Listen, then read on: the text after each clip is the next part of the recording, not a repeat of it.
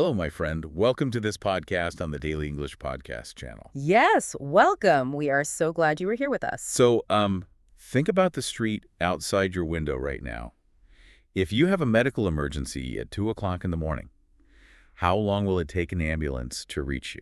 Oh, that is a scary thought, but it is such an important question. Right, because the answer to that question reveals the greatest trade-off in human history.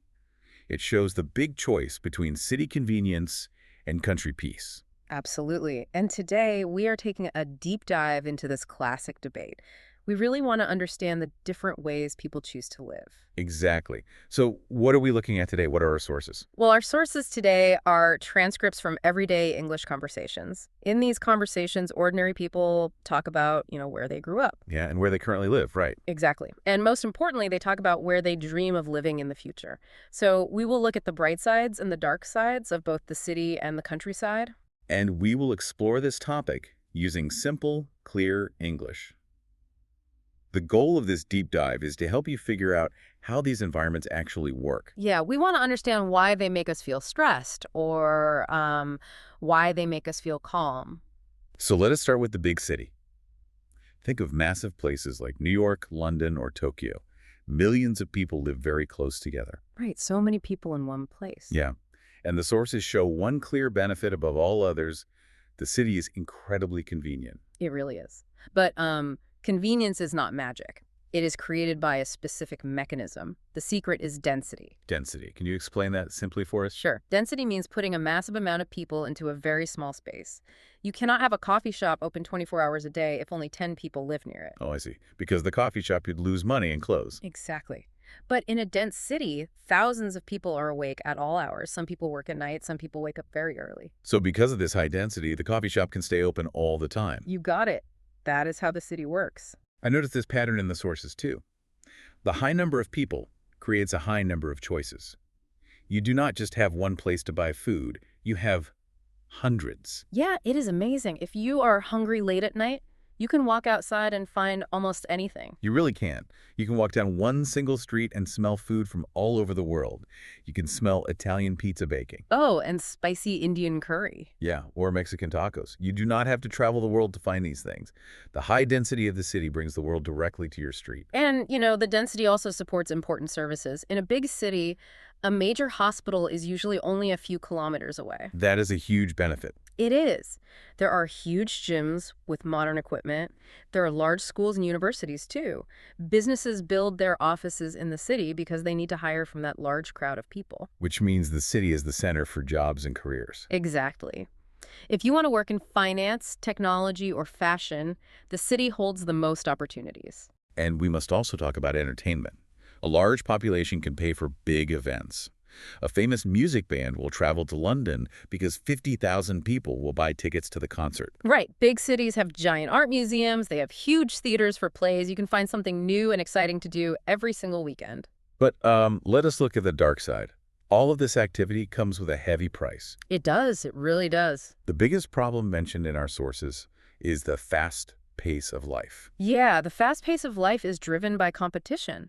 Because so many people want to live in the city, space becomes very rare. And when space is rare, it becomes expensive. Exactly. Renting a tiny apartment costs a lot of money. To pay that high rent, people must work very hard. They must move fast. Yeah, like people walk fast on the sidewalk, people talk fast during meetings, people even eat fast while standing up. It is true. Everyone is rushing to make money to afford the city. It creates a feeling of constant hurry. Okay, let's unpack this. I like to think of a big city like a giant, powerful engine. A coffee shop is one gear in the engine. Oh, I like that comparison. Yeah, and the busy subway is another gear. The big hospital is another gear. For this massive engine to run fast and give you all this wonderful convenience, it has to burn energy. And when an engine burns energy, it creates a lot of noise and a lot of heat. Exactly. Living in a city is like living inside that loud engine. The heat is the stress of the crowds. And the noise is something that never truly stops. The noise pollution is a profound issue in our sources. It is not just the obvious sounds, like cars honking their horns and traffic jams. Right. It is the subtle, constant noise, too. Yes, it is the hum of big air conditioners outside your window. It is the heavy footsteps of the person walking in the apartment above your ceiling. Oh, I hate that sound. Me too. And it is the sound of ambulance sirens echoing down the tall concrete streets at midnight. Your ears never get a moment of true silence. Your brain is always processing sound. And, the engine also produces physical pollution. Millions of cars and buses drive on the same streets every day. Huge buildings burn fuel for heating. Which creates smog. Yeah. Smog is dirty air. It hangs over the city like a gray blanket. When you breathe in a big city, you are breathing in the exhaust from that giant engine. So you trade clean air and quiet nights for late night coffee and good jobs. Right. And because the city engine makes so much noise and demands so much energy, our brains eventually get tired. The human body is simply not built to hear sirens and breathe smog every single day. No, it is not. So people begin to look for an escape valve. They want to leave the engine. They look for the exact opposite environment. Which naturally leads us to discuss the countryside. Yes, the countryside offers a totally different way to live. This is rural life. We are talking about small villages, open farms, and deep forests. When people in the city feel stressed, they close their eyes and dream of the country. They really do, and the sources show that the biggest benefit of the country is a massive amount of space. Right, without millions of people fighting for space, the land opens up. The concrete buildings are replaced by nature. I read a great example of this in the sources. One person described the change in their morning routine. Oh, what did they say? Well, in the city, they looked out their window and saw a gray brick wall and a dirty street. But in the country, they opened their window to see big green mountains and a clear blue sky. Wow. The visual difference alone changes how your brain feels. It actually lowers your heart rate. And the air is completely different too. There are no massive traffic jams producing smoke. There are very few factories. So the air is clean and fresh. Yeah. You can take a deep breath and actually smell the trees and the soil. And we must talk about the quiet. Yes, we discussed the constant noise of the city engine earlier. In the country, the engine is gone. Completely gone. You hear the wind blowing through the grass. You hear the birds singing to each other in the morning. Your ears finally get to rest. The social environment changes along with the physical environment, too. In a massive city, you are surrounded by millions of strangers. You do not know their names. But in a small country village, the community is tight. There might only be 200 people. Exactly. You know the person who sells you bread. You know the farmer down the road. People say hello to each other. They help each other fix fences or find lost dogs. It feels secure. It does, but we have to be realistic here. Yeah, let us look at the dark side of this rural dream. I noticed a serious problem in the sources. The country is beautiful, but it is deeply isolated. Isolation is tough. It means being far away from everything. It means being cut off. What's fascinating here is there is a massive contradiction at the heart of country life. Think about the peace we just discussed. Right, the quiet and the beautiful views. They exist because there are very few people and very few buildings.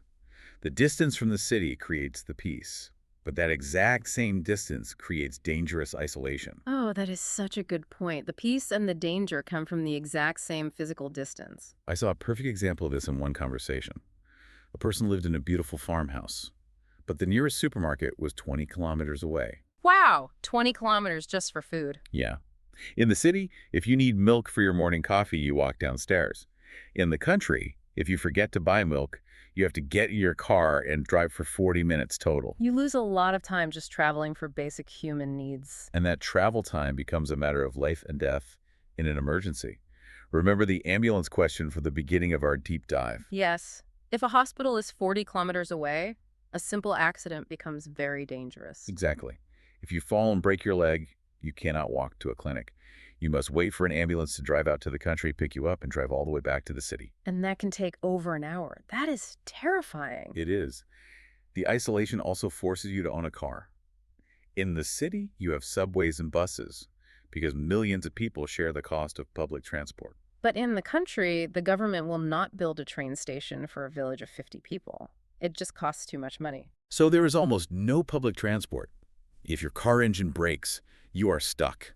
You cannot go to work. You cannot buy food. You are trapped in your beautiful, quiet home.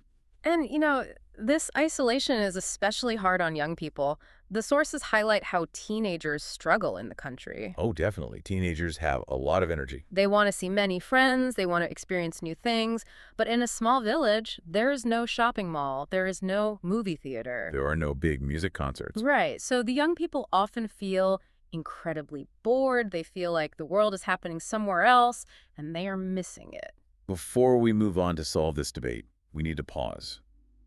To truly understand these environments, we must look at the vocabulary our sources use. Vocabulary is so important for this. Yes, we will break down 3 essential words. Mhm.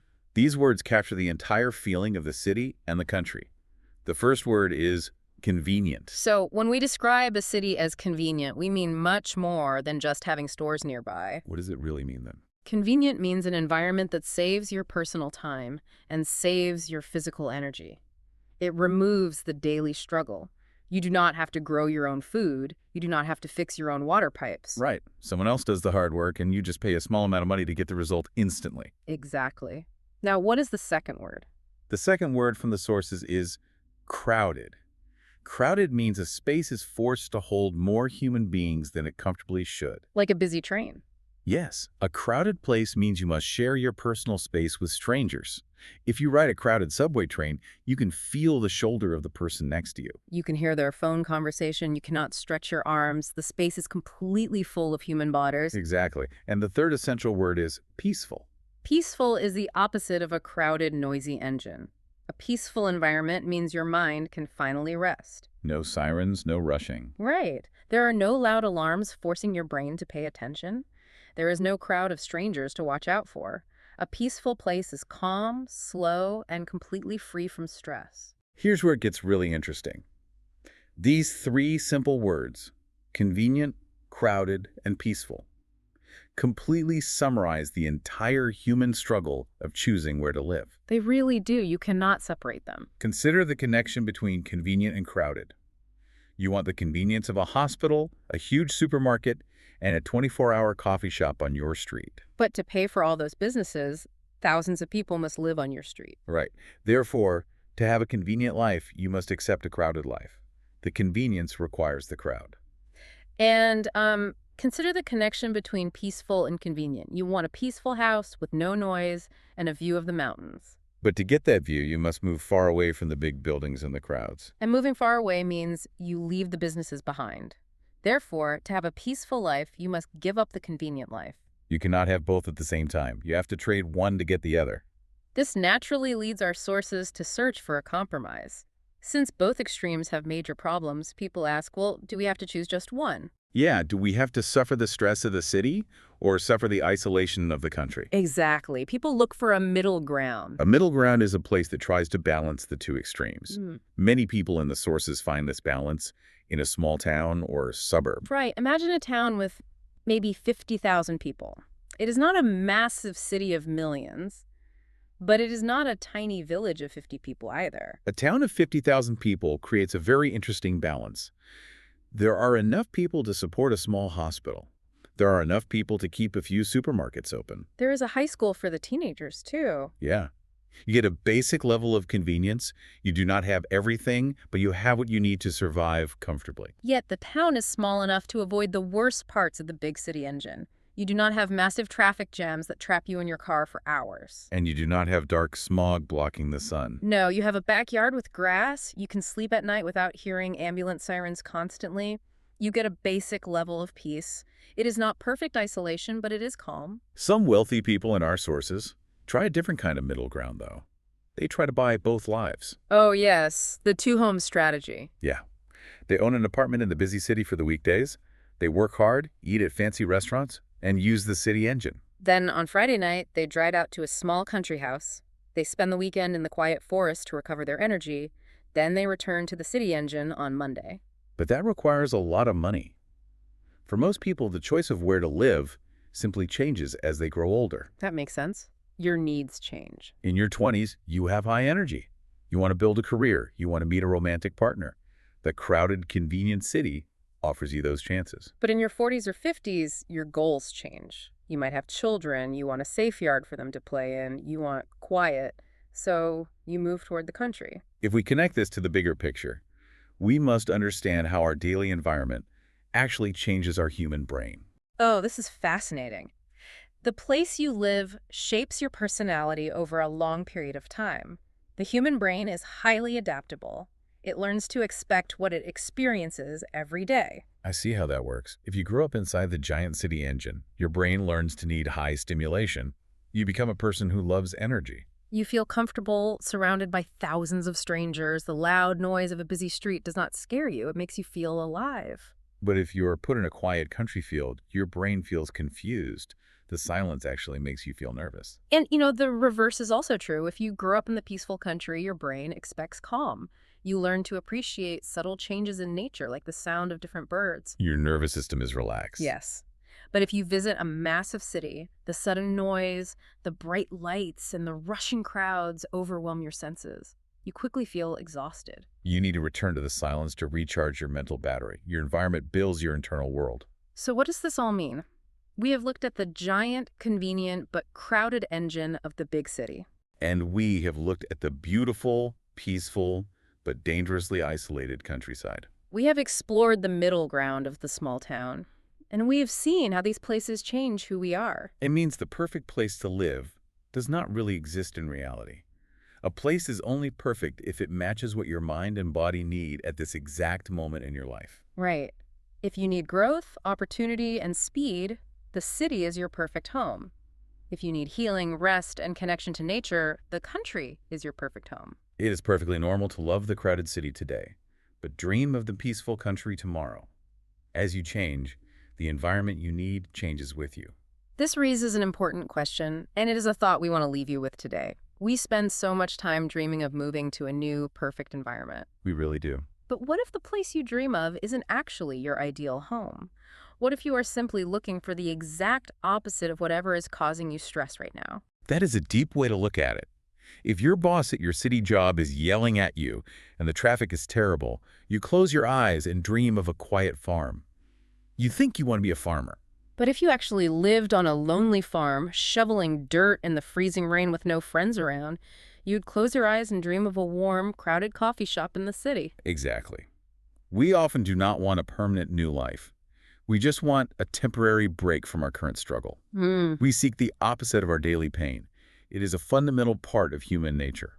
Well, my friend, we want to thank you for joining us on this deep dive. We hope you enjoyed exploring the mechanics of the city and the peace of the country with us. Yes, thank you. Think carefully about the words we explored today. Look around your own town or city. Notice the parts that are convenient. Notice the areas that are crowded. And try to find the corners that are peaceful. Use these English words to describe your own world. Please keep practicing your English every single day. The more you describe your environment, the better you will understand it. Thank you for listening, and we will see you next time.